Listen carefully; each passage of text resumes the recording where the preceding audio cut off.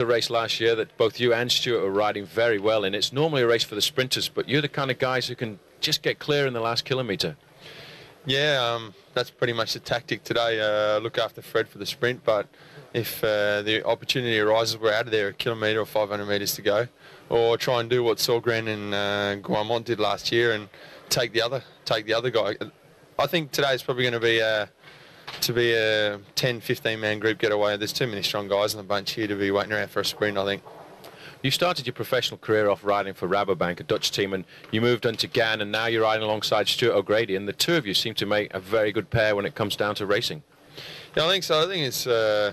I think we're pretty hungry for these races, and when you're aggressive and being two mates together, same race, had the same passion, so it's great to be up there and to think, oh, okay, if I don't make that breakaway, he's going to be in that. And coming down to the finish, I mean, it didn't work last year, but hopefully it's going to work this year.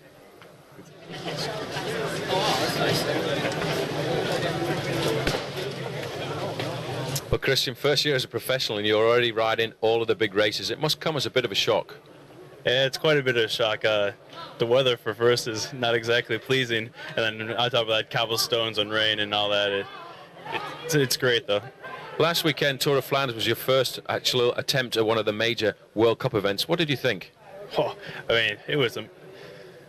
My eyes were bright open, and I slipped a little bit too far at the back for 1 second, and the race was over for me pretty much. I mean, it's amazingly long and amazingly fast at the same time, and twisty, turny, anything could happen. What does it feel like for a rookie to come to a race like this and ride along the guys that you were reading about last year and looking at on the videos? Truthfully, I'm not even concerned with them. I'm just concerned with myself staying upright and just like trying to stay at the front. I don't care who it is next to me. It's just I'll have time for that to think when I'm racing against them later. Any hopes for today? Oh yeah, I think we have Sven's riding quite well, and I'm going to do my best to keep him up there towards the front, and hopefully I'll be in the end, give him a good lead out. Good luck. Thank you. So Sven, looks like things are coming together at the right time here, and all of your teammates have a lot of confidence in you for victory today. That should be a good circuit. It's not too long like Sunday. It's 200k, so it should suit me better, and the climbs are not too hard, and I think should be good in a field sprint or in a small group coming to the finish. The thing about Gent-Wevelgem is the race always splits up at the Kemmelberg, but you have to fight back if you're a sprinter and hope to get into the finish line with the rest. I think I'm going to sit in the whole day and then just go for the Kemmel to be in the first group, and it splits up, then go maybe with 20-30 guys coming to the finish. That should be good for me. Well, it would indeed be good for Sven Turtenberg of US Postal Team, who is a great sprinter, evidenced by his two big stage wins in the Tour de France when he took the major share of the honours there. Well, a sad start to the event because the rider's being called to the line here, and a moment of respect for the former world champion Rudy Darlens, who had an accident in his car travelling to the finish of the Tour of Flanders on Sunday and died 2 days ago in hospital. Rudy Darlens was in fact one of the top bike riders of Belgium. He was also an extremely nice personality and was now beginning to make his way as a television commentator. His greatest moment came in the World Championships in Japan, where he was a surprised but delighted winner.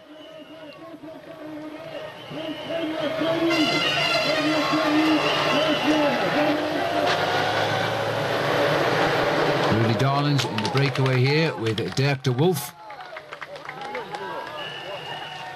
And at the finish, de Wolf had to give best to his countryman. A 1-2 for Belgium.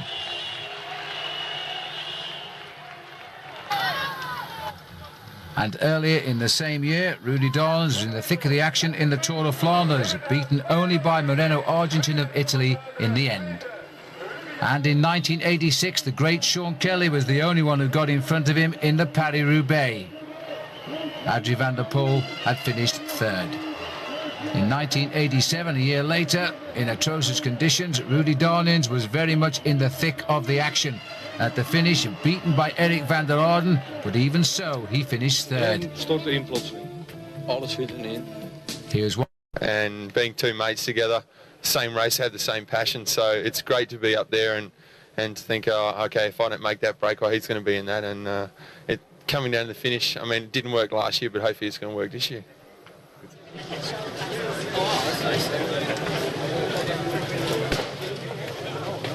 Well, Christian, first year as a professional and you're already riding all of the big races. It must come as a bit of a shock.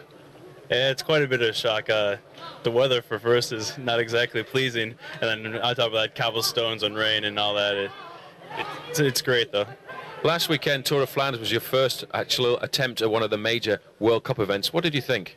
Oh, I mean, it was. My eyes were bright open, and I slipped a little bit too far at the back for 1 second, and the race was over for me pretty much. I mean, it's amazingly long and amazingly fast at the same time, and twisty, turny, anything could happen.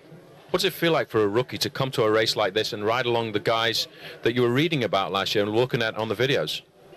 Truthfully, I'm not even concerned with them. I'm just concerned with myself staying upright and just like trying to stay at the front. I don't care who it is next to me. It's just I'll have time for that to think when I'm racing against them later. Any hopes for today? Oh yeah, I think we have Sven's riding quite well, and I'm going to do my best to keep him up there towards the front, and hopefully I'll be in the end, give him a good lead out. Good luck. Thank you. So Sven, looks like things are coming together at the right time here, and all of your teammates have a lot of confidence in you for victory today. That should be a good circuit. It's not too long like Sunday. It's 200k, so it should suit me better, and the climbs are not too hard, and I think should be good in a field sprint or in a small group coming to the finish. The thing about Gent-Wevelgem is the race always splits up at the Kemmelberg, but you have to fight back if you're a sprinter and hope to get into the finish line with the rest. I think I'm going to sit in the whole day and then just go for the Kemmel to be in the first group, and it splits up, then go maybe with 20-30 guys coming to the finish. That should be good for me. Well, it would indeed be good for Sven Turtenberg of US Postal Team, who is a great sprinter, evidenced by his 2 big stage wins in the Tour de France when he took the major share of the honours there. Well, a sad start to the event because the rider's being called to the line here, and a moment of respect for the former world champion Rudy Darlens, who had an accident in his car travelling to the finish of the Tour of Flanders on Sunday and died 2 days ago in hospital.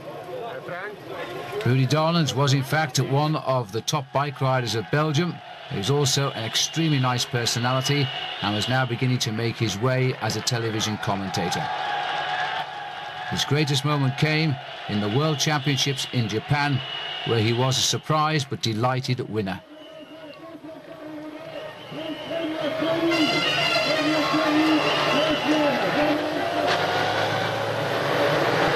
Rudy Darlens in the breakaway here with Dirk de Wolf. And at the finish, de Wolf had to give best to his countryman. A 1-2 for Belgium.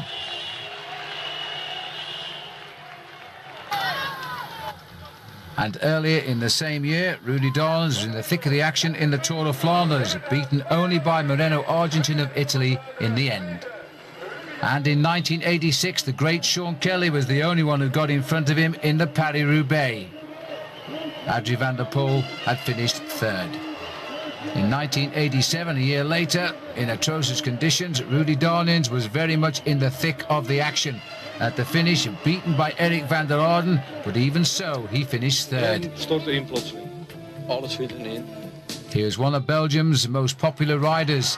He won one stage of the Tour de France. This should have been another one. Inside the last kilometre, he overcooked the corner and he crashed. The race went through on the inside. He could only watch it happen. There was no doubt, though, his greatest moment coming in Japan in 1990, when he became champion of the world.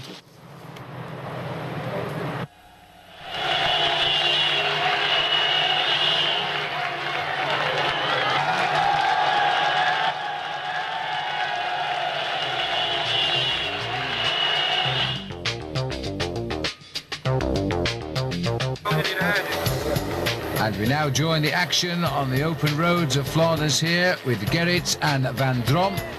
The almost by tradition early escapers. They've been out an awful long time. They've had a big lead, but it's now down to 3 minutes and 58 seconds as the climbs approach.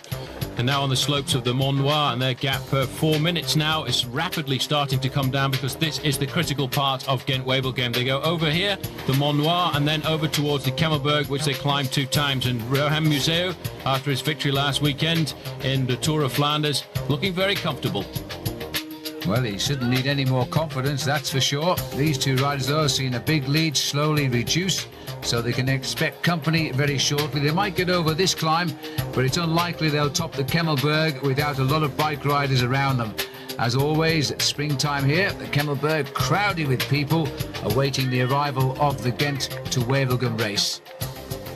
It's always a very difficult race held midweek on a Wednesday between the Tour of Flanders and Paris-Roubaix, and it's why very often in the past it's always gone down to a big bunch sprint, because the big leaders like Johan Museeuw and Franco Ballerini, they want to keep a little bit of force in their legs because they know that the coming weekend is going to bring them Paris-Roubaix. So it gives a chance for some of the lesser riders like the two men we're looking at the moment to get out and sample just a little bit of glory. But once you get into the critical part, as we are doing now, the speed becomes very high indeed, and that's when the breakaway like that, their lead starts to crumble. And the field now racing towards the narrow roads as they'll swing up onto the cobble climb of the Kemmelberg. And not amongst the starters this morning, it was last year's winner, Philippe Gaumont, and so the team leadership of Cofidis today in the hands of Christophe Capel. Certainly a good man to put your hope in if it does come down to a sprint. He won the final stage of the Paris-Nice this year, out-sprinting all of the top sprinters, Tom Steele's included, a man who took a gold medal in 1996 at the Olympic Games in the French team pursuit squad. And also riding for Cofidis today, Laurent Jalabert's brother, Nicolas. And if any breakaways go clear, that's the sort of man who can look to slip himself into those little moves. A nice bit of tempo riding again on this very narrow climb as the two leaders have started the Kemmelberg. 18% at its steepest point, and look at the crowd here, because there's a little cafe up here. Once the race goes by, they can watch it on television, run outside and see it come past again.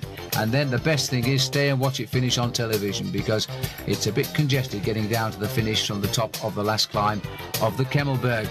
Anyway, these are the two riders out in front now. It's certainly starting to weaken. You can see the difference in the styles when we go back to the main field in a few moments, just to see just how fast they're going compared to these two leaders, Gerrits and Van Drom, who've been leading the race for an awful long time. Their maximum lead over 8 minutes at one stage, but now tumbling very rapidly inside 4 minutes. The most dangerous thing I think about the Kemmelberg, though, Phil, in fact, is the descent on the far side, because it's a straight descent off the top of this little mountain here in the middle of the Flanders, and all you can do is point your bike and hope that it's going to go in a straight line. And just shut your eyes. I've been down that one. Van Drom is now in a little bit of trouble here as Chris Gerrits starts to ride away. He's on the Flandern 2002 team. Nice orderly finishing area at the top of the Kemmel here for the riders before they tip down this sheer descent onto smooth roads. And thank heavens it's dry today. They had a huge crash on this race last year, which caused a lot of riders to be taken to hospital. Here's Gerrits as this is where it gets steep, just here now as he kicks for the summit. Just as you think it's all over, it starts again. And Werner van Dromme, another Belgian rider, out front for a long time, but as Paul says, they had the big lead. The anticipated catchback is now taking place, but I did think they'd have been caught by the Kemmelberg, and they haven't been done so they're going to be away for a bit longer. This is the first of two circuits. This is the easy side of the Kemmelberg. The side they're about to descend now is certainly the steepest part, as the leader now, Gerrits, comes up to begin the descent of the Kemmelberg, which he will have to face another time, and a very stiff circuit around here too, because it is slightly windy out there on the course, which makes it difficult for these riders who've been leading the race for a very long time. And behind, the main field will pick up, because they will want to ride very much to the front of the climb of the Kemmelberg, because this is very often where the decision happens. 23% descent here. Here's where they go. They tip down, they slam the brakes on, and their eyes are very wide indeed. The only good news that I say is it's not raining today, so it's just a matter of controlling your bike on the descent. But I do know a lot of club cyclists who have been to this area. They stand at the top, they look down, and they refuse to ride their bikes down. It is quite a terrifying sight. It's good to see Mario Cipollini at the front of the main field, putting a bit of pressure on here, trying to show a clean pair of wheels to Johan Museeuw. Last year, Museeuw was the first man to go over the top here, and in fact, he's putting a small amount of acceleration in now just to come alongside Super Mario and say, hey, don't forget, I'm the king of the cobbles, you might be the king of the sprints. Well, in fact, Museeuw is riding with so much confidence here. It storms away up these cobbles. This is how he stamped his message on the Muir de Grammont when he went on to win the Tour of Flanders the other day.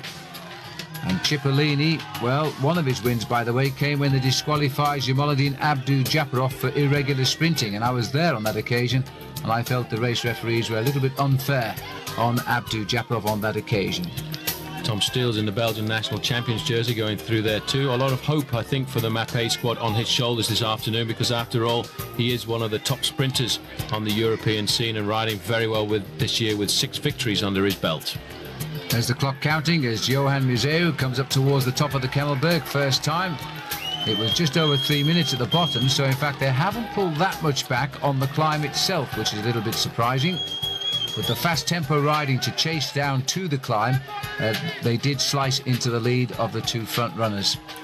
But once they go out onto the circuit now, which will take them round over the Monteberg again and the Roderberg, then I think certainly the gap of those 2 leaders will start to come down very dramatically, because the main field will pick up an awful lot of speed. This is the start of the plunge down over the cobbles out into beautiful wide open Belgian countryside. The roads don't stay flat for too long in this area, and they tend to nag a little bit on the legs. But the big professional bunch coming over in something of order, which never happens in an amateur race. It's a scrabble for your life as you climb over the Kemmelberg. There's Museeuw coming through. He's got a Skriniar rider with him. That's Dario Pieri, who's been riding very well so far this season. He started off his season as well riding the Tour of Langkawi and came across to put in a very good performance in the 3 days of La Panna just a few days ago, which all of these riders move up to Belgium at this time of the year. They ride the Tour of Flanders, they ride the 3 days of La Panna, Ghent-Wevelgem and Paris-Roubaix. So they're very much used to racing against each other over most of the terrain that they're using today. They're all hard and they're all full of cobbles. Now look at the faces of the riders here as they start to prepare for that descent down. They're all a little bit frightened. George Hincapie flashing through our picture there. Had a great ride in the Tour of Flanders. Now this is in fact the leaders are now off the descent and making the right hand turn at the bottom, so this is the main field too. So the head of the field are down safely, and Museeuw, I think he went away there, Paul, just to stay out of trouble on that descent. Certainly did. He knows this part of the course, and it is a very tricky descent, although it's straight. In fact, you go down there so quickly, it seems as if your eyes lose their focus, and you just got to hope that once you get onto the tarmac road at the bottom, that you, in fact, have enough reflexes to get around the slight twist to the right-hand side. So Museeuw now back in the main field, and Dario Pieri was the man who covered him. But Pieri has really ridden very well on the Belgian races this year. A little bit of a revelation when he won that stage of the Tour de Langkawi, and then went on to win the opening stage of the 3 days of La Panna. But always, whenever you see Johan Museeuw, there is Wilfred Peters, the man that really is his right-hand man. Peters is a great competitor when it comes to these Belgian races, but certainly devotes a lot of his time to helping Museeuw. It reminds me of the amount of work that Sean Yates used to do for his team leaders like Lance Armstrong when he was on the Motorola squad, and Wilfred Peters is equally a great domestique.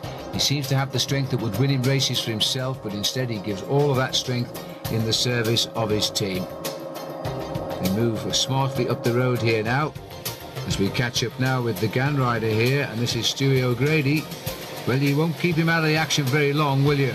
And he's now having a little dig himself. We're still trying to cross the gap to the 2 leaders, and we haven't seen them for a little while, but we presume the gap is coming down.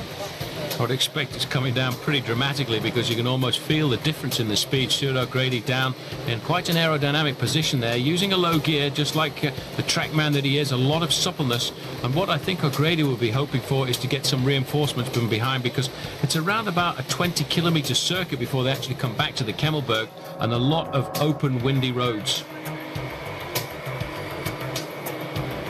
Nobody too worried about setting the pace too quickly from the rear of the field here. And now we're back up with the leaders. This is Van Drommel, and he's obviously rejoined Gerrits on the descent.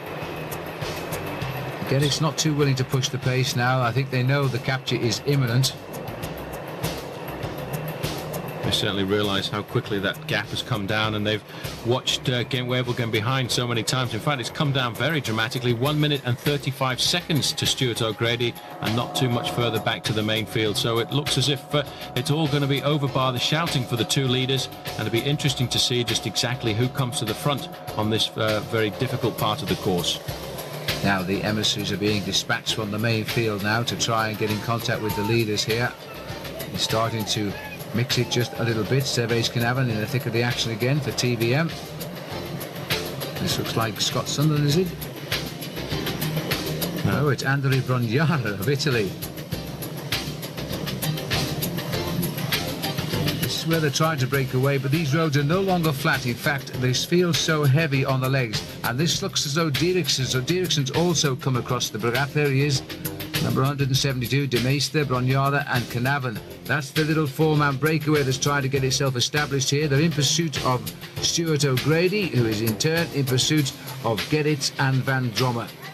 Ludo Dieriksen getting just onto the back of that group. He had a very good season so far, but doing an awful lot of work for his team leader, Andre Schmeel. And that's the point that Stuart O'Grady, I think, has been waiting for. He's got reinforcements from behind, so he's now in a very good group of what will be 7 riders. And what we could call a bunch of opportunists here, rather than race favourites perhaps, but they've only got the 2 lesser lights out front who are slowly making a name for themselves as this group has now come together. The Festina rider just notching onto the back there, that was De Meester. And there's the full list of the riders in this breakaway now. In fact, they're wrong about Pluinek, number 17. They've misread his number. It's number 77, Fabio Sacchi of the Polti team, who has made that escape. No mistaking this man surveys Carnarvon, keeping himself topped up with energy. That drink is a drink called Extran, very high in carbohydrates that a lot of these riders tend to use and try and keep their levels right up there, especially in a race like this. Now next up, the tarmac climb of the Rodeberg. And a much better workmanlike group here now. Now, we're catching a race here which is bridging between Flanders and Roubaix, and it could be the day that the big lights have decided they don't want to make the big effort, and this breakaway might go. And then again, it might not, Paul, because it looks as though the bunch is split into fragments here. So whatever has happened since they come off the top of the Kemmelberg, the wind must have changed direction, and it's torn this group into 4 bunches at the front. So disregard that piece of comedy. It looks as though we could have a group coming together here. Certainly does. That's the important thing about riding a race like Gent-Wevelgem. And not only do you have the strategic point of all these climbs about 60 kilometers from the finish line, but also this part of Belgium is very windy indeed, and that is exactly what happens once you come off the climb of Kemmelberg. You go out onto these open farm roads and the wind just splits the race into pieces. Well, there's De Meester going through, followed by Sacchi.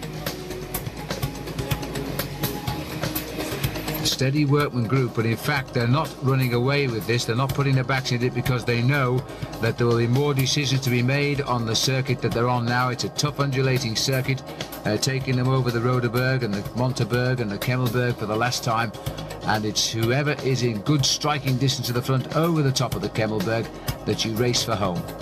It's very difficult though, because from the top of the Kemmelberg the last time there's 44 kilometers to go to the finish, which is why very often the race like this has always come down to a race for the sprinters, which is why we're seeing men like Mario Cipollini taking all kinds of risks to get over the Kemmelberg in the first part of the main field, because they're hoping that a group of 50 or 60 riders comes down the big main street in Wevelgem, because then we will be treated to a royal sprint finish, because this race over the last few years certainly has been a race for the sprinters.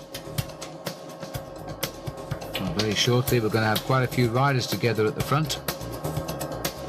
General regrouping, I think. This bunch far from out of touch here. The Cannondale boys, Seiko Cannondale, trying to pull Cipollini back into the fray. And this road not conducive now for a good attack, because each group can see one another as they start to race across the gaps. Certainly can. We've now got 58 kilometers to go before the finish line, 150 kilometers covered since the start, and the riders coming into the small town of Renningelst. And once they come through there, they will then tip upwards towards the top of the Zwarteberg or the Mont Noir one more time, before then going over the Rodeberg and heading back down to Monteberg and Kemmelberg once again. And this is now the head of the race here, and the Mappe boys are getting themselves into the picture as well.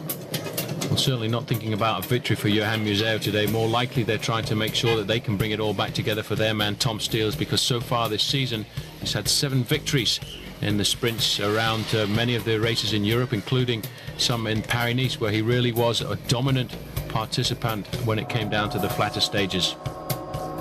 Stuart O'Grady there giving us yet another demonstration of the amount of work he puts in at the front.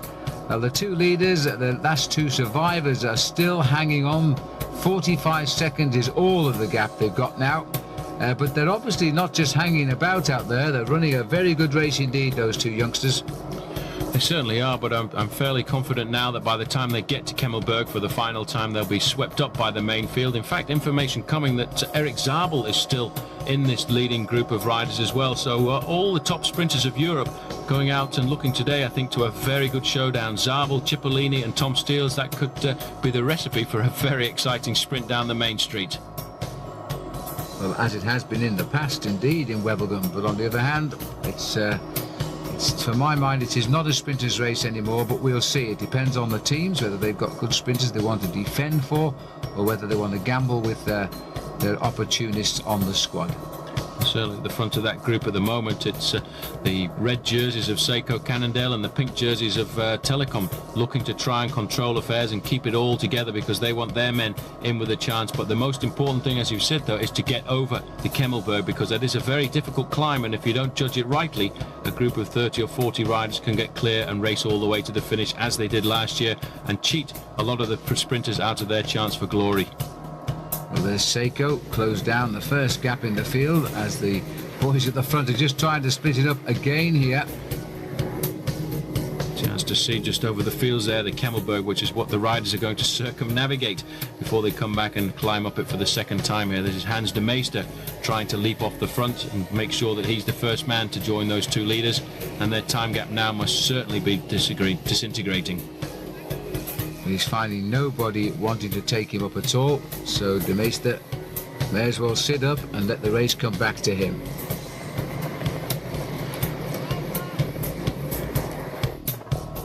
And there's the field now, and there down below I think are the two leaders, so they've reeled them in. There's still an awful lot of riders left in Gent-Wevelgem at the moment. Here's Van Drommel, and behind him is Chris Gerrits, both looking very tired now. Very slight incline here for the riders. Well, they're saying it's 45 seconds, but it looks to me as though it's almost over. I think it is almost over. Those two men have probably picked up a few dollars along the way, because there are special prizes along the route of Gent-Wevelgem, and there was a big prize for the first man to go across the top of the Kemmelberg there. But that's an interesting move, because that's Wilfred Peters leaping out of the front of that group, and joining him there was his own teammate Tom Steels. So Peters obviously trying to encourage Tom Steels to look for these little gaps and try and pull himself across. And there are the two leaders now, so it looks very much, Phil, as if the race is all together. Well, there's just one little gap behind this group here, with Peters coming across it, but I think you're right. I think it's all going to stay together now.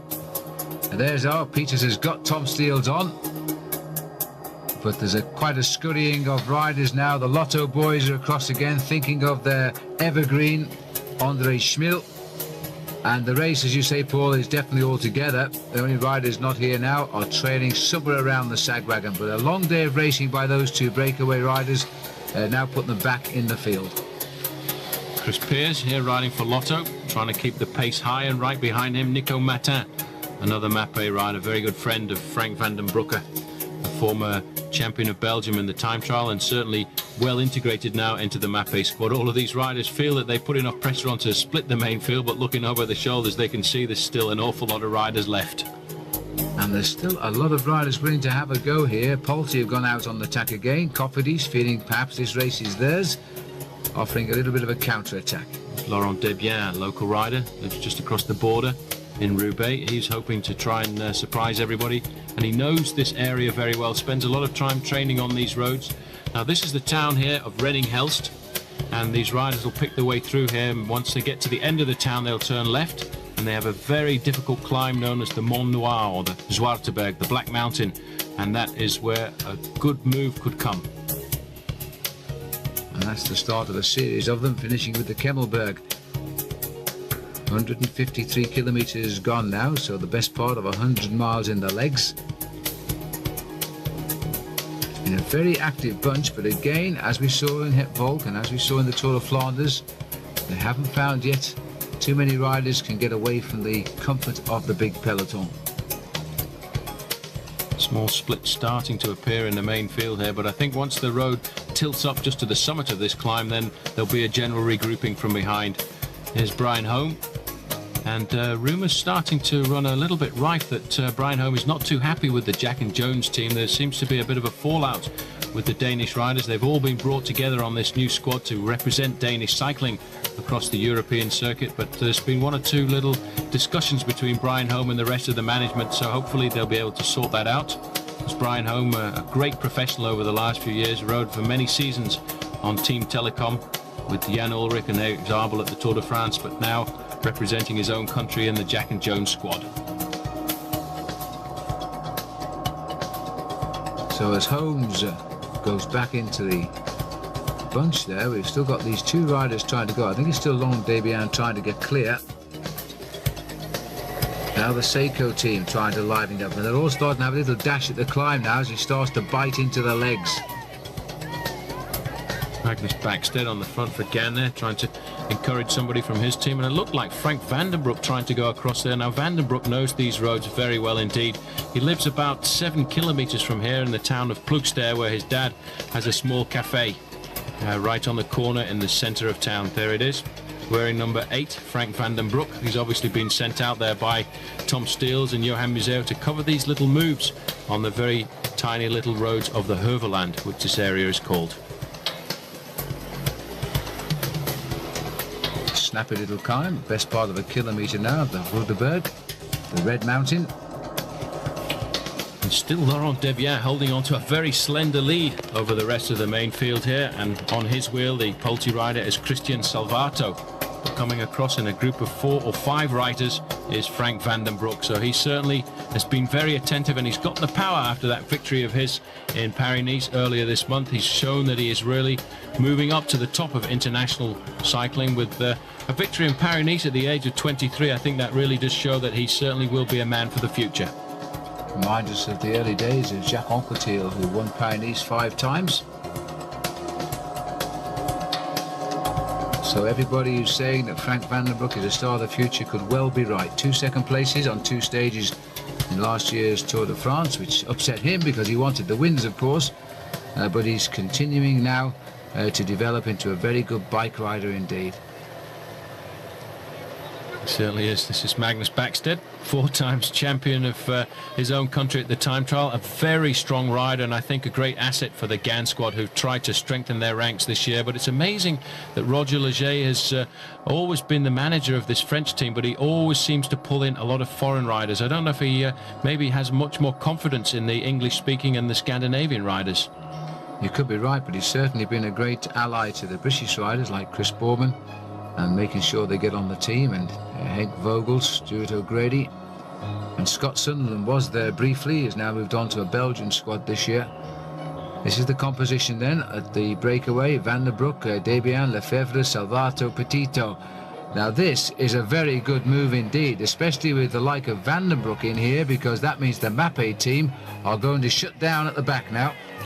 Well, Frank's going to be very happy with that. This is the Rodeberg. If you climb up here, just on the right-hand side, there's a very nice little windmill where you can go for coffee. But you can see just at the top, it climbs up at 13%. But it's not a very long climb. Then it plunges down from here into the town of Loka. And very shortly after that, the Monteberg. In fact, Vandenbroek seems to be having a certain amount of difficulty staying on the wheel of Laurent Debian, who's riding like a man possessed this afternoon. He wants to get away because he's looking to try and give Cofidis a good win. They've had a win so far this year with Francesco Casagrande winning the opening stage of the Tour of the Mediterranean. But Debian is riding a little bit of a crazy move there, because he was in a nice group of 5 riders, and he should try and keep it together, because that's the only way to try and survive to the finish, because we're still 30 miles from the finish line in Wevelgem. Well, it doesn't sound very far, but unfortunately they've got the climbs to go over before they get down to the Wevelgem finish. But the pressure has been on now for probably the best part of 30 minutes here, and they're announcing that Chris Gerrits has now given up the race, having been caught after that long breakaway, and he's been followed by his breakaway partner Van Dromme as well. So they've gone from the front to the sag wagon in one fluid movement. Well, that was to be expected. It's a very difficult race to stay out in front of for so long. They did build up a maximum lead one time over 8 minutes. But once the big machine of the main field starts to kick in, it certainly can eat into those breakaways advantages very quickly. But in the main field, Phil, there's a lot of speed coming up now, and it's the turn of the Lotto squad at the front trying to pull it all back together. Now, their top sprinter, Joe Plancart, he's been out of circulation for most of this season now after winning the Étoile de Bessèges in February. He, in fact, had to undergo knee surgery, so for them, it really is a blow to their morale when it comes to races like this, because Joe Plancart was developing into a very good sprinter. Yes, and the news is he could be out for the best part of all the season, but let's hope he recovers quickly, part of the famous Plancart family. Now the field coming down. We'll have to watch the corner there too as they come round that central reservation. But Van den Broek's little group now has 17 seconds, which wouldn't be a lot, except that there's some good riders in this group. Clearly we have an inspired Laurent Debian for the Cofidis team. His team, don't forget, won this race last year with Philippe Gaumont. Van den Broek himself is on the strong Mapei team, and that means a lot of protection will be going on behind. But there's not a lot of love lost between him and the Lotto squad. That's probably why they're riding so hard at the front at the moment. He turned professional for Lotto in 1994, and in fact was supposed to ride for them the following year, but he fell out with his uncle, the team manager Jean-Luc, and halfway through the season swapped over to come and ride for Mapei. So that could well be why we've got so many Lotto riders at the front riding so hard. Well, you're right, but little Frank, he may be only 23 years of age, but he's quite mature when it comes to deciding his future, and he doesn't take fools lightly. And I think if Mapei don't make a decision very quickly as to their future in the sport, he'll have already signed a contract for next year with somebody else. A big rumour on the streets of Belgium at the moment, in fact, that he's probably going to go and ride for Cofidis next year if they can't come up with some kind of a decision. But I think if Mapei does make the decision to stay in the sport, he would be much more intelligent to stay there, because he does have the backing of a very strong squad. Yes, and everybody gets a turn to win, not least Van den Broek, who's had a great start to the season, leading Paris-Nice right through the whole week. Debian setting the pace at the moment. The gap reducing slightly here. Lars Mikkelsen also in this break now, the Dane who won this race a couple of years ago. He certainly did. That was a very close finish there with Maurizio Fondriest. Nobody knew the name of Lars Mikkelsen when it came up to the finish line there. It was almost a hair's breadth, but he was the man to push his bike over the line in first position. The main field doesn't look as if it's going too fast at the moment, but a lot of Lotto riders on the front. I think the whole team is up there right now, and the man not doing any of the work is Andre Schmil. They're keeping him for later, but everybody else is driving this group along now. It's the amazing thing about Andre Schmil. Normally he's regarded as a one-day man for the tough races like the Tour of Flanders and even Paris-Roubaix, which is in a couple of days' time. But when it comes to the big sprints, he always manages to get himself in the first 4 or 5. So that's probably why the Lotto boys have come to the front to try and close it down, because they're not represented in that leading group of 8 riders. And they will obviously be smarting a little bit by the fact that little Frank is up there as well, because all of Belgium at this moment is talking about Frank Van den Broek, and Lotto, in fact, really is the national team. Well, it looks as though the Mapei team are coming up as well now. I don't quite know why they're chasing down, but it's not much of an advantage for Van den Broek as they rip across the town centre here. And it could well be that either a couple of riders will reach this breakaway or they will bring it back. Well, if the Mapei boys went to the front there, they obviously don't have a lot of confidence in Van den Broek's ability to win from a small group like this. And he looks over his shoulder and he's not going to be very happy to see all those Mapei jerseys on the front of the main field. Carlo Bowman's in there for the Polman squad as well. So it must be that they want to bring it all back together for Tom Steels. And Van den Broek obviously will surely have a few words to say with his teammates about that, because normally if you have a man in the break, you shouldn't send the team up to chase them down. But they must feel that Steels is the fastest man on the block, which is why they're starting to close it down.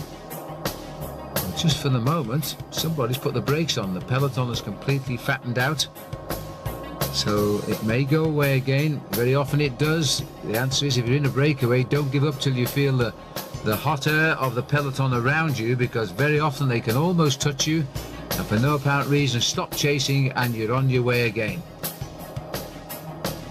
Moving up into 6th position there, the very large figure of Franco Ballerini, and in 2nd spot that's Henk Vogels. He'll be looking for a good sprint. He finished well up to the front in Gent-Wevelgem last year. I think he took 6th place in that mad dash for the line, and his own teammate Stuart O'Grady was in the top 10 as well on that day. So those two Aussies know exactly how to finish off a race like this.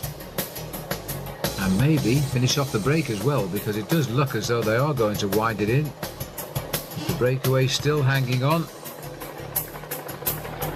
Tough little climb this, the climb of the Monteberg. It doesn't seem like much, but it just seems to go on, and once you get over the top, you don't have very much time to recuperate before you hit that left-hand turn, which takes you up the Mont Kemmel.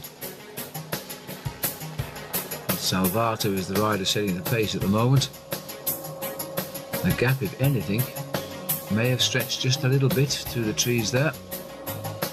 Certainly has. I think probably stretched out to around about 20 seconds, and nobody's chasing, but somebody's definitely trying to come across. He's taking a real fly here, and it looks as though it's Cofidis again that's gone across. In fact, it's one of the riders from Scrigno jumping across there. That's probably Dario Pieri, because he certainly is the kind of rider to look for this move. But Van den Broek's decided now's the time for him to go. Now, that's a brave move, because there's still a very long way to go, and it is Dario Pieri. In fact, he jumped across from the main field. He caught the group, and now he's going across to Van den Broek. Well, that was an inspired piece of cycling there. We hardly saw him latch on as the camera came down from the helicopter to the road. They've all given up in this breakaway. They decided to allow them to come back up, and Van den Broek has realised it's now or never. He's gone. Now, will he wait for Pieri to try and give him a little bit of a leg up towards the Kemmelberg? More counterattacks flying off the front of the bunch now. Laurent Lefebvre from the Festina team trying to rip up there. Followed by Laurent Debian as well. So all of the Laurents trying to get across there. This is Petito for Seiko coming across. Lars Mikkelsen, and they still have a slight advantage. Stuart O'Grady there, and then just sitting on the back, the former Belgian national champion Carlo Bowman's the leader of the Pullman squad, on which Scott Sunderland rides for. And Scott Sunderland had a fantastic ride last weekend in the Tour of Flanders, finishing 11th when he went across the line. A good ride by him there, but still felt the main field not letting anybody get too far clear. Well, this is a very pretty part of Belgium as we run right close to the French borders now, and Van den Broek trying to land himself a classic victory here. This road will continue to climb as he swings up onto the Kemmelberg. We're getting rather familiar sights of the Mappé boys doing these lone breaks, especially after Museo won the Tour of Flanders. Attacking at a similar point. There's the turn into the Kemmelberg. Certainly everybody out there shouting for Frank Van den Broek. Everybody knows him in this area. His father has that little cafe not too far away from here.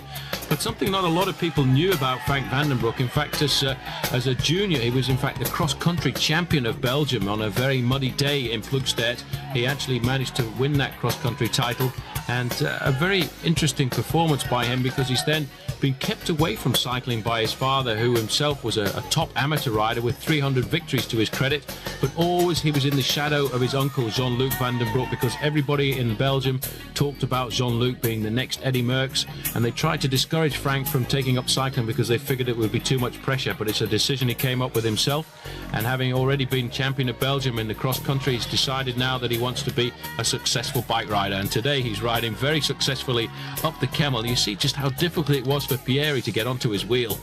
Yeah, look at this. Stuart O'Grady now driving the chase group up as well. The main field has latched on to the back of them even so. Debian goes through, Lars Mikkelsen, but here comes the group now. Johan Museo is right up there too. So is Franco Ballerini, Henk Vogels and Frédéric Moncassin. In fact, Dario Pieri has caught Van den Broek and gone by him. Now, this man certainly, to me, Phil, has been a great revelation of the season so far. He's done a great performance coming up after the Tour of Langkawi stage victory that he got there, and really ridden well. Now you can see Stuart O'Grady coming up. O'Grady really at home on these Belgian races, and trying to come across now as well is Gianluca Bortolami. But in the main field, an awful lot of Mappé jerseys. There in the middle is Frédéric Moncassin, and the man that Seiko is looking for, Frank Mario Cipollini, coming through quite comfortably too. There's Servais Knaven. A lot of these riders trying to survive, trying to keep themselves at the front. There's Sven Teutenberg for the US Postal Service, so if it does come down to a sprint, he still has a very good chance of getting a victory. But all of the main contenders still in at the kill at the moment. There's no real decisions being made so far in this year's Ghent-Wevelgem, because I think the winds haven't been as strong as they normally are when they go up along the coast there, and all that's happened for the moment is Frank van den Broek has managed to steal a small advantage over the rest of the field. Well, one piece of good news is, although we've had bad weather in Belgium, the rain has stayed away on the big race days. And again, conditions quite dry here now. Now, can Van den Broek make something of this? Pieri is right with him once more. This is the difficult stretch of the descent. They're almost off it, in fact. But there's a real chance now for Van den Broek. This is the sort of move he will like. And, well, we don't know too much about Pieri, but he's obviously got good form this year. They've been latched on. There's 3, 4, 5 riders coming together now. This could be a very, very useful escape indeed. It looks as though Debian has got himself back up there. And Stuart O'Grady managed to pop across as well there, but it looks as if the whole of the main field is just a little bit fractioned off the front there. But I think it may well be that Van den Broek's escape there is about to be doomed, because most of those riders are very close behind, and I think with 44 kilometres remaining, it should all come back together. Well, this is where they have, almost by tradition, the reorganising section of the course after the descent of the Kemmel. But now there's no more climbs of the Kemmel to come, so it's time to get on and push home what advantage you've gained here. Van den Broek is latched on to the back with Debian. Looks to be about 8 or 9, maybe 10 riders are getting themselves clear at the moment.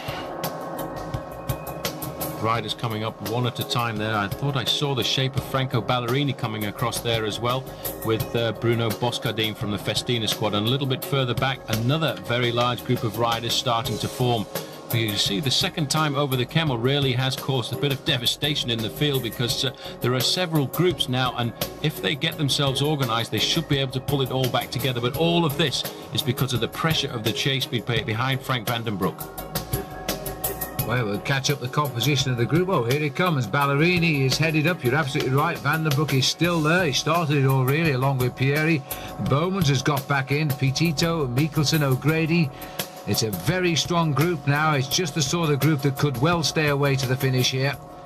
You certainly need a big group to try and succeed going down to the finish line in Wevelgem, because there's still an awful lot of very long, very straight roads. But in fact, there's a group just coming across as well there, so that's going to swell it to around about 30 men, and the rest of the main field not too far behind. That's Mikkelsen on the right of our picture. Had victory here once before, and now would love it again, of course, just to reconfirm his return to the top line of the sport. Nice split now, because the bunch has basically reformed after the chase down from the Kemmelberg. Now they've got to find themselves some leaders to try and hunt down that breakaway.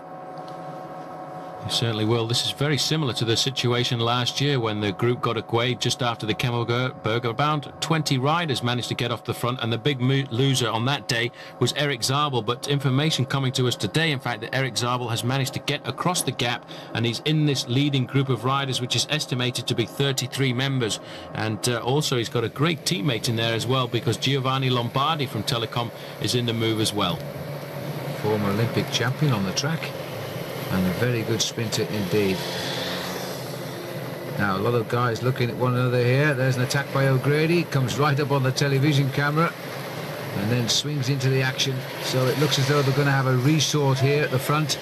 There's a number of riders want to go forward, and there's a number of riders don't want to do anything at all, so they're feeling a little bit tired just now. And that was Frédéric Guédon from the Française des Jeux after his breakaway in the Tour of Flanders just a few days ago. He too has still got pretty good legs coming up to Paris-Roubaix in a few days' time. But obviously, whenever the pace slows down, Stuart O'Grady just wants to launch himself off the front. And the Festina rider there just closing it down on him, I think, was Bruno Boscardin. Started life off as an Italian, but has now changed his nationality to ride for Switzerland. Well, they're saying the peloton's got 33 riders in it right now.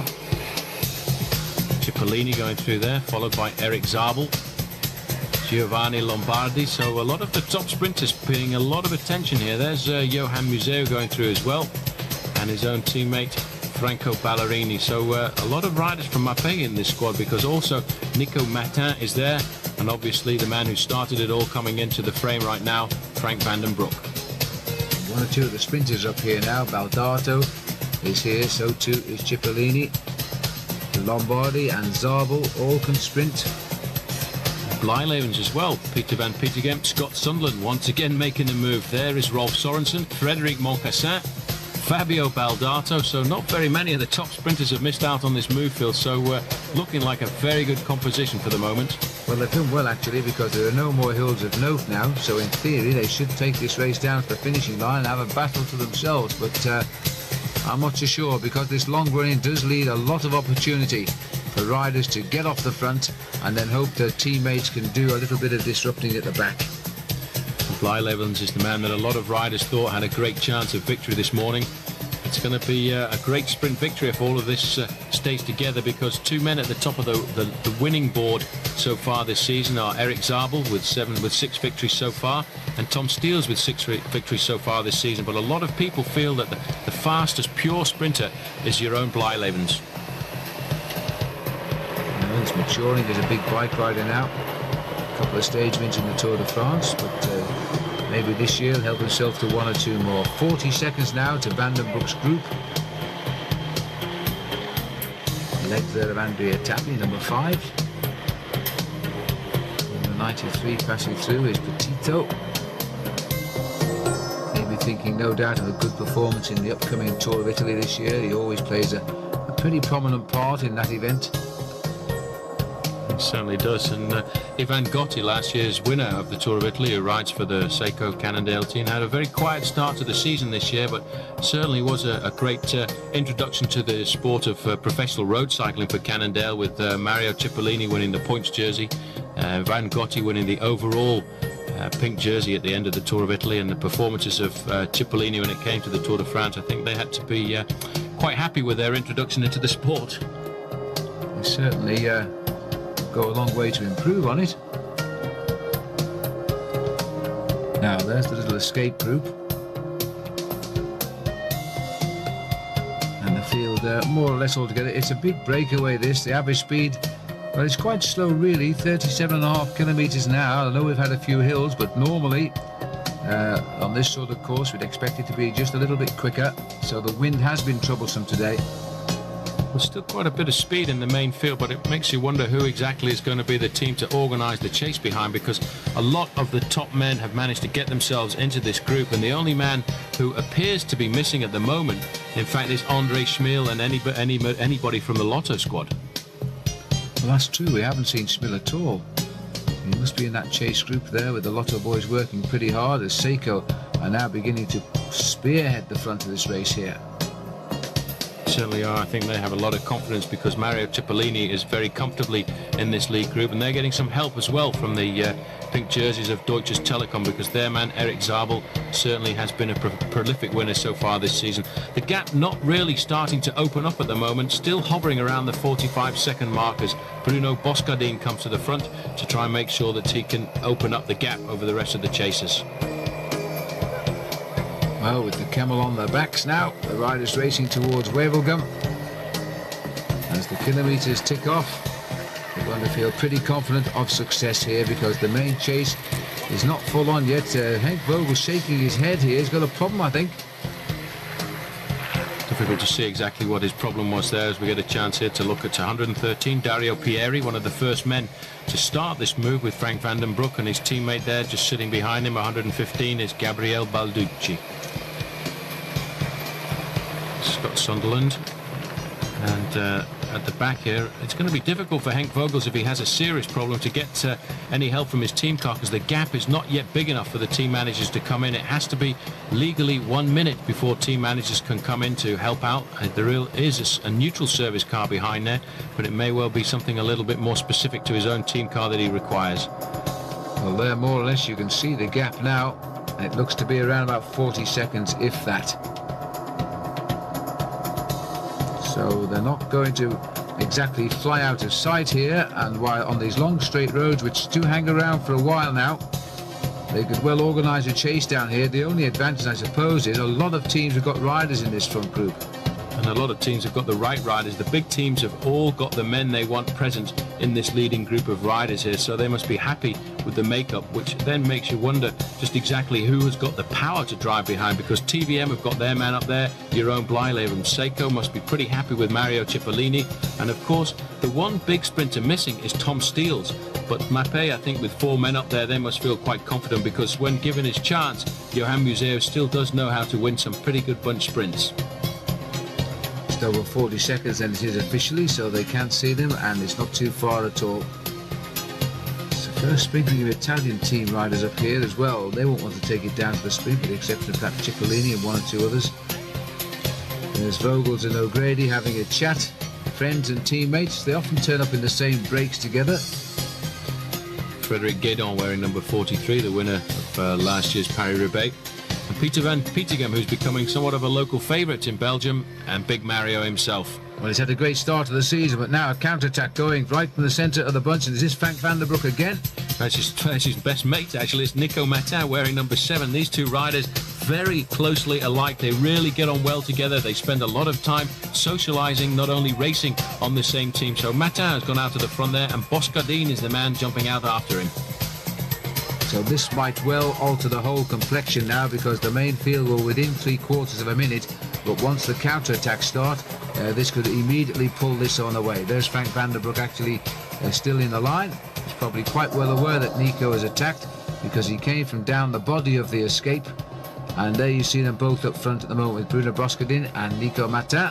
Somebody is streaking across the gap to join them. And our camera won't be too far away, so we'll pick that up very shortly. It's a very clever move by Mapei there, because they're obviously now starting to worry just a little bit by the number of top sprinters in this group, which is why they're trying to launch their men off the front. In fact, number 181 is our old friend Carlo Bowman, so he's being attentive too. He probably feels that this afternoon, because there are so many sprinters in that group behind, that you've got a great chance of getting clear. Van den Broek coming to the front, trying to discourage any counter-attacks, because he certainly would be very happy for his own teammate there, Nico Matin, to steal away just a few more seconds. It's Mario Schiria with Seiko who's setting the pace up now. Nico is hoping for probably a free lift up to the leaders, because he can't exactly chase down his mate Matin. Carlo Bowman's sort of past the best of his career now as he starts to pass through the second division teams into retirement. But even so, this man is such a good bike rider, and his experience and knowledge, he reads races very well indeed. Certainly counts for a lot when you ride a race like Gent-Wevelgem. Telecom also sending a man up to the front here, wearing number 133, the new rider on Team Telecom this year, Jan Schafrath. Certainly have strengthened up the squad, looking forward to what they hope will be a very good Tour de France later in the season. Eric Zabel will be sitting somewhere down the line there, trying to keep out of the wind, shelter, waiting till he gets down to the last 200 or 300 meters, because then that's when he will unleash that incredible sprint of his. But a big reaction behind. Phil Seiko obviously want to keep it all together, and the Team Telecom too have sent a couple of men up there, so it doesn't look as if this leading group of 3 riders is going to go too far up the road. Well, maybe we're being treated to a chase down by Seiko, thinking of Cipollini, who's had a win already this year, but not as prolific as he often is at this time of the year.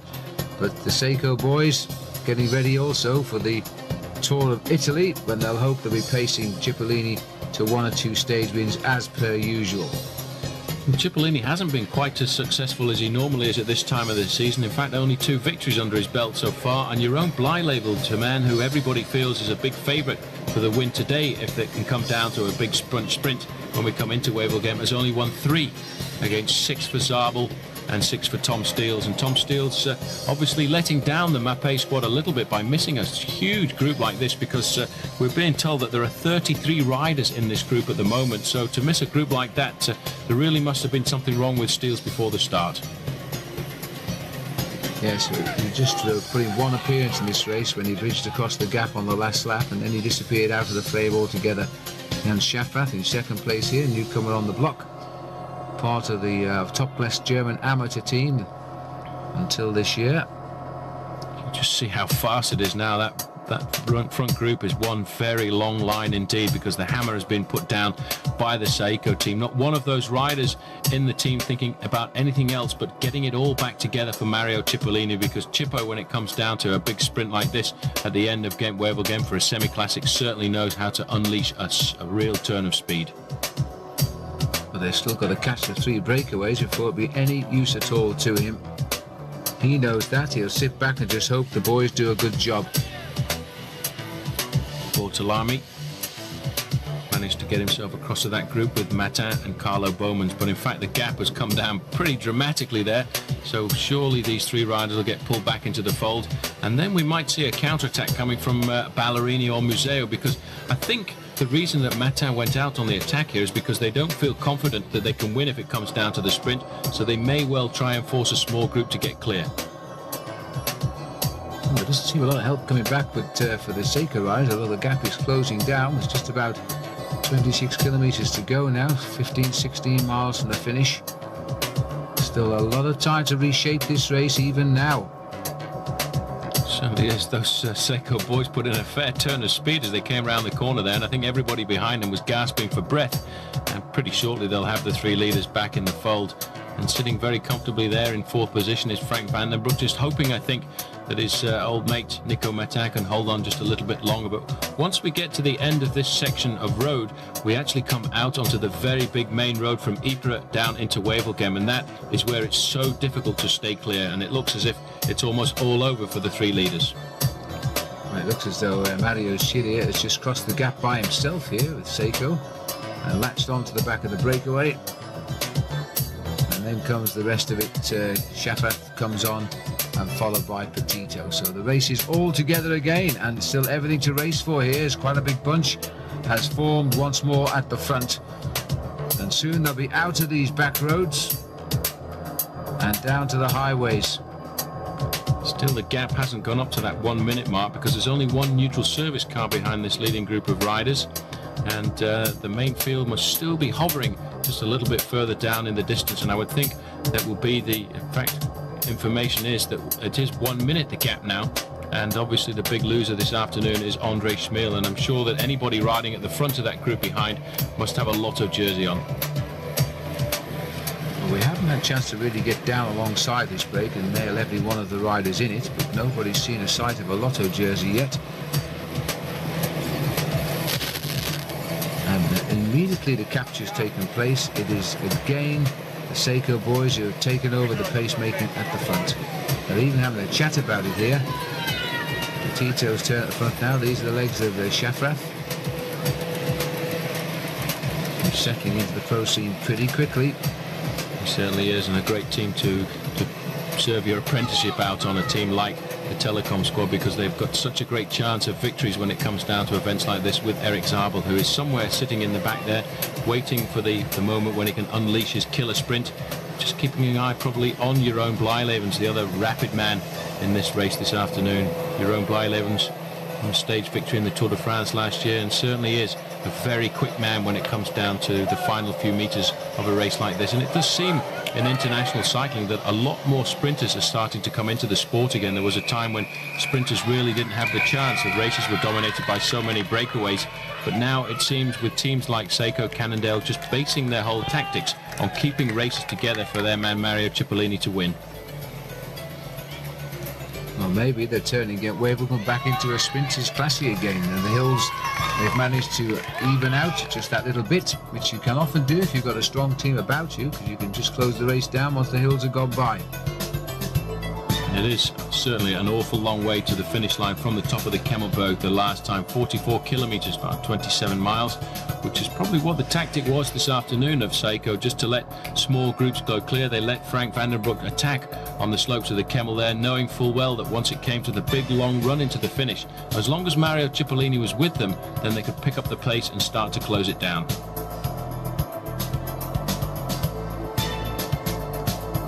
Well, as our camera slips down the line here, there isn't a Lotto jersey. Oh yes, there's one. One Lotto rider is in the break. It wasn't Andre Schmil though. Back on the front now.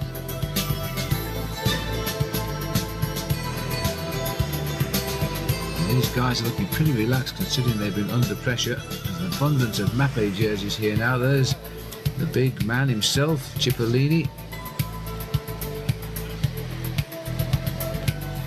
Everybody getting a chance to talk a few tactics there. There's your own Blijlevens coming through. Peter van Pietegem having a quick word with Franco Ballerini. And sporting the beard, Fabio Baldato, a great sprinter in his time. And there is Erik Zabel. Looks very comfortable, very easy. He's got a great lead-out man if it comes down to the final sprint with Giovanni Lombardi, a great track sprinter. Ridden a lot of 6 days during the winter this season and getting himself now ready for a long road season. Alongside Erik Zabel, he certainly was extremely happy when Zabel took out the sprint victory in Milan-San Remo to win the first round of the World Cup.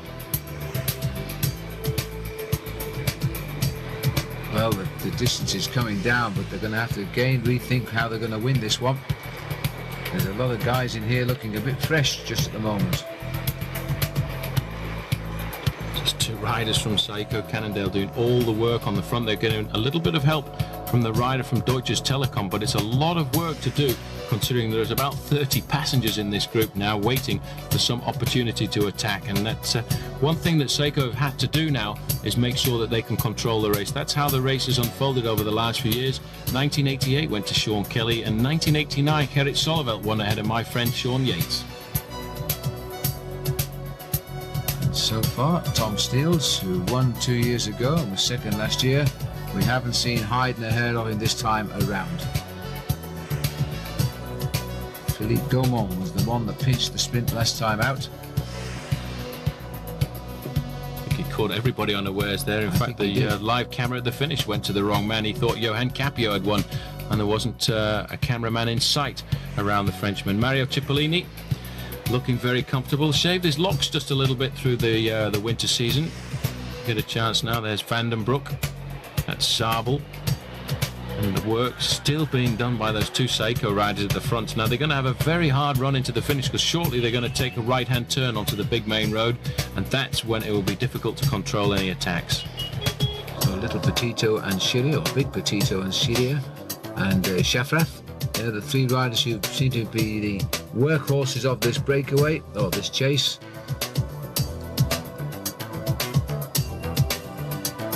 A lot of Mapei riders taking just close enough order to keep an eye on things without doing any driving right now.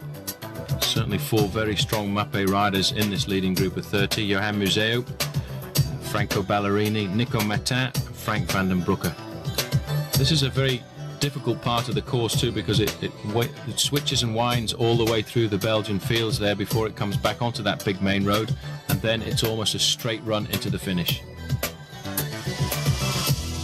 Well, they're just about holding off the main field, and there's one Lotto rider in this group at the moment near the tail.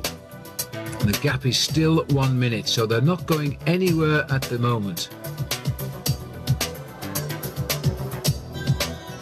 Blijlevens sitting on the wheel there of Peter van Pietegem in the yellow jerseys. In fact, it looks as if Jatislav Ekimov is in this group as well. So a lot of riders hiding in this field. They're sitting at the back just waiting for the race to develop and waiting to see exactly what unfolds, and hoping that later on they can unleash a deadly sprint when it comes down to that long finishing straight in the streets of Wevelgem. And all the time there's just 3 men at the front of this group holding off the onslaught of the main field, who are still hovering at around about the 45-second mark. Well, it would be nice to catch a glimpse of them from the helicopter right now. Maybe we can take a top spot of them, because certainly, though there's so many passengers in this breakaway, there's a lot of riders planning a late attack, it seems to me. The speed is still pretty high, though, being enforced by those three riders on the front. Now there's an attack coming. It looks like it's Nico Matin going again, so he's already had one go. He's decided, I think he probably got the word from Johan Museo there, because just shortly before we came to this part of the course, he was riding alongside Museo, and I think he got the nod from Johan, who said, OK, go for it, let's soften these guys up. Yes, well, that's caused Jörg Schaffer to grimace a little bit, because they've been jumped around by another rider, yet another rider from Mapei, Nico Matin. I'm not too sure whether he's got away or not right now, but the cameras will show us very shortly. Here he is. Raced a couple of times in England in the old Tour of Britain milk race. Nico Matin when he was a Belgian national amateur rider, but now he's riding for Mappé. And this is his second time. The first time looked to have been good enough, but they got brought back. Now he's got a little bit of a gap again, and he's just about 20 kilometres from the finish, so he's still a fair way to go to hold them off, especially on these sort of roads. It won't be easy at all. It certainly won't be, but he is a good time trialist. He won the amateur version of the Grand Prix Eddy Merckx around Brussels around about 5 years ago, so he does know how to ride on his own, but to hold off a full group of riders like that over 20 kilometres is going to be very difficult. But for the moment he's succeeding, because he's opened up around about 10 seconds. 9 seconds is the official time gap to the group behind, but still it's not ruffled the feathers of the